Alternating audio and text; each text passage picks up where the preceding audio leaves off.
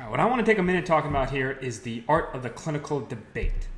Now, there's a big difference between the art of the clinical debate, where we hold each other accountable, we build each other up professionally, and the art of punching people in the face with facts, where we just come armed with evidence and say, let me tell you all the reasons why I'm right and you're wrong.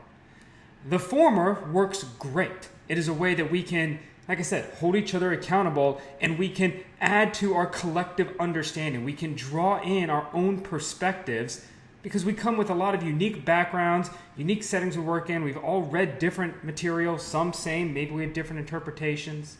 And we can bring it all together to elevate our clinical practice. Fact punching just throws up emotional armor. We don't respond well to that. It's not going to be, thank you for pointing out where I was not only just ignorant, but stupid in applying those different techniques. I now see the light. Instead, we're going to double down. Now, it may not be logical doubling down. We may use confirmation bias, more availability heuristic, a lot of anecdotal evidence, but it doesn't matter. The conversation's already dead in the water. We're just going to work to defend what we are doing because we're being attacked.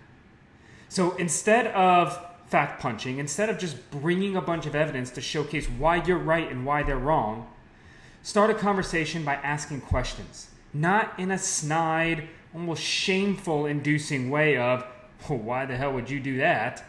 But instead, really genuinely trying to understand where that individual's coming from.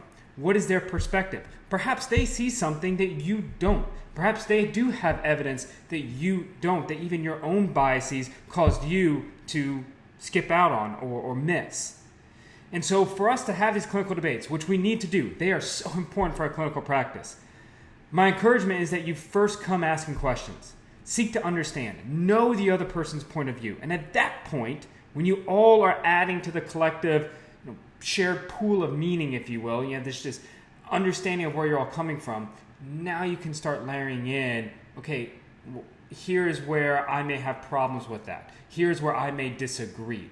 But when you start at an area of understanding, when you come from an equal level of, I want to understand what you are trying to apply in this situation, you're going to foster a much better conversation than just jumping in saying, here's why I'm right and you're wrong. So keep having the conversations. Just hold back the fact punching.